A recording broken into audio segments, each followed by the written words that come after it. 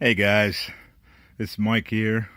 This is my new bike. It's a 2014 drz400 for street. I just put this full FMF exhaust on it.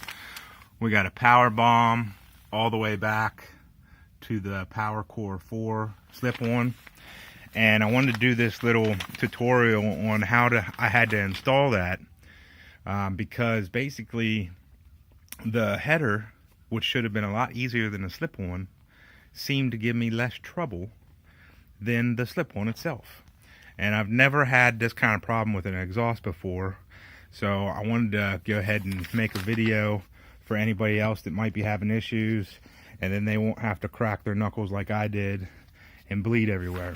So the first thing I wanted to point out is on this side where it bolts to the engine, it is a Allen bolt, and on the other side, or the driver's side, it is an Allen nut. Now that part was relatively easy, pretty straightforward. The header pipe itself, the old one came off fairly easy. You did have to wiggle it a good bit in the front because it is pretty much sealed to that cylinder.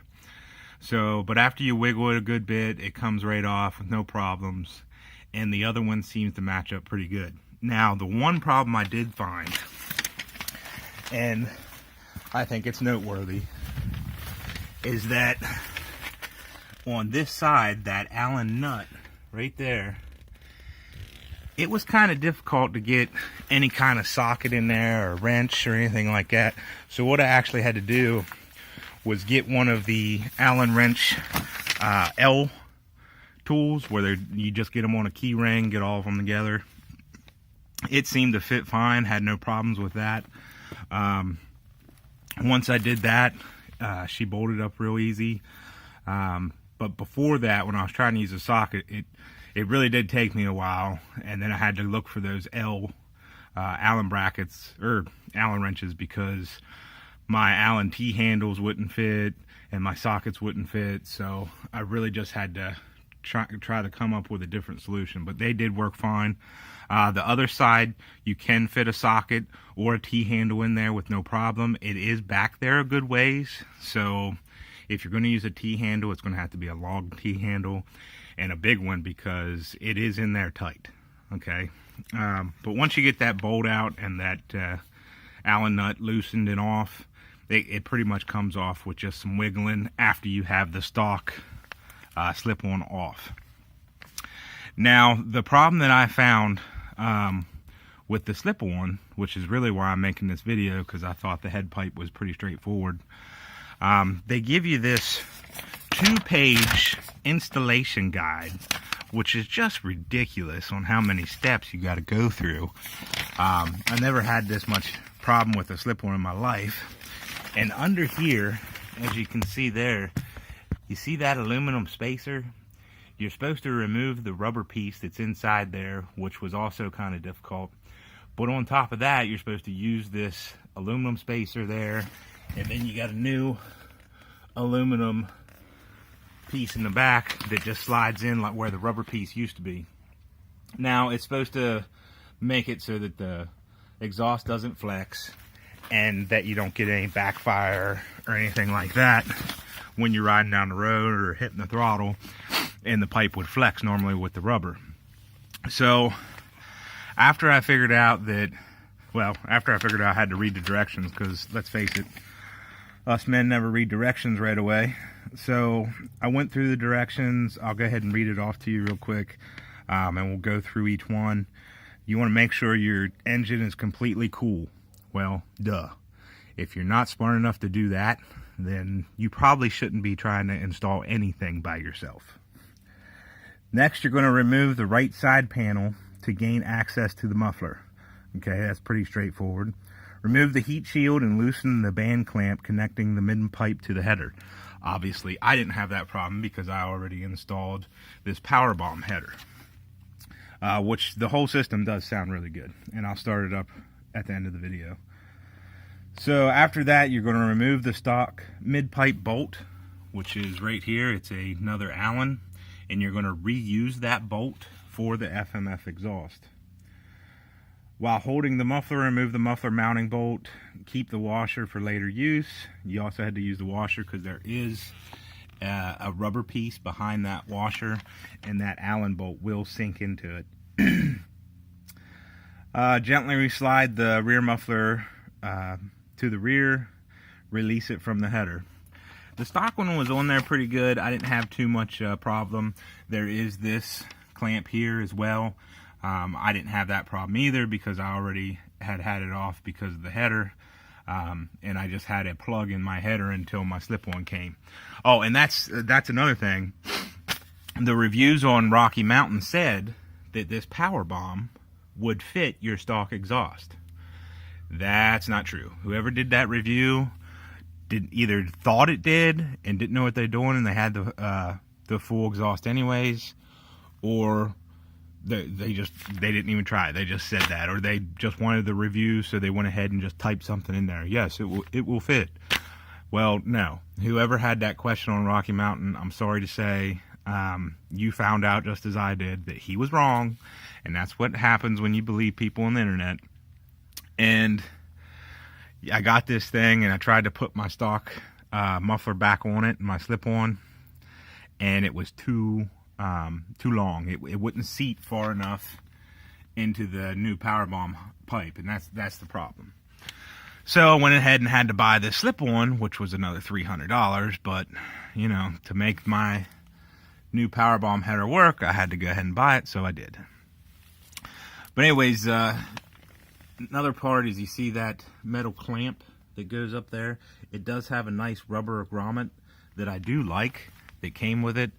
You do have to install that rubber piece, and it will go over how to do it, but basically you just got to fiddle with it and move it around until the rubber goes around the outside of the bracket and the inside of the bracket. Very important. If installing the muffler on an FM powerbomb, the reducer sleeve will not be used. There is a reducer sleeve in case you're using your stock header pipe. I did not have to use that, of course. You're going to remove the rubber insert that is threaded to the back plate of the rear mounting frame. That is where I told you the aluminum bracket is. So that is not an easy task. I used a very long T-handle, and with all the force I could, push out on it with my thigh. And then on the other side, while leaning over the bike, I used a flathead to squeeze into the rubber grommet and kind of wiggle it out with the flathead. So that was fun. So little advice on trying to get that out. Then you're going to insert that aluminum step piece, which is in the back behind that aluminum piece. You're going to install the rubber sleeve onto the strap bracket, which I just told you about, which you just got to fiddle with. Slide the supplied band clamp on the mid pipe. Do not tighten. Very important, do not tighten that bolt. Do not tighten that bolt, and they recommend that those bolts be loose when you install the slip-on too. Crazy, I know, but whatever. I did not have my header loose from the cylinder. I did not have a problem there, but the other ones, I guarantee you have to loosen. Keep that one loose, and I didn't even tighten that one down till the end. Then you're going to slide the slide band clamp over the mid pipe. You're going to use vice grips when you want to clamp that clip together, because at the top you will have a pretty good gap. Then you use contact cleaner on the end that you're going into the pipe. Slip the FMF over the header until it is fully seated. You will know this because your holes back here will line up. If they don't line up, well, guess what? It's not in the right position. You either got to come back a little or go forward a little. So you just got to move it around till it fits. Slide the washer step from 5 to the lower mount bolt. That's the black washer behind this bolt here. Then you're going to be careful not to scratch the canister when you mount the clamp there. I did get a little scratch, but it's not a big deal. It's a dirt bike. I plan on wrecking it many a times. If it doesn't have scratches and broken fenders and whatnot, you're not riding it. And if you want to buy a street bike, well, go get a street bike. This is a dirt bike that you can ride on the street. They do give you two different bolts. One is for the S model. Of course, this is the S model, so I use that one. It is the longer bolt, and it goes through that back plate and through that aluminum spacer. And with that aluminum spacer, it's going to really fight you when you got to try to get this exhaust lined up. And that's why I say you got to keep all that loose when you're trying to hook this in. If you fiddle with it a bunch, it'll be okay. You're going to get it. It's just, it can be frustrating because that is where I busted my knuckles. I actually slipped off when I was trying to hold it up here, and it came down, and I cut it on the inside of this fender here behind this plastic when it wasn't on. So that was pretty much it. Once you get it lined up, I do recommend the vice grips to have that clamped in. If you can get a buddy, because the back of this, you're going to have to line that bolt up through there all the way to the back of there where you put your nut on. And where that nut is a very odd position, and to get that whole thing straight with this piece here, the spacer, it's really hard to do. You got to twist it back and forth to get it right, to have it positioned correctly.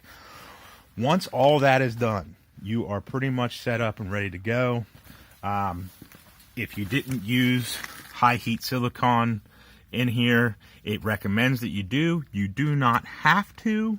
It is just, it will give you a little better seal, but you would have to wait till that dries before you clamp anything down. Okay, once you're done all that, all you have to do is clamp everything down and you're done. So that is the installation for the powerbomb header and the powercore FMF4 for the drz400S. Thanks.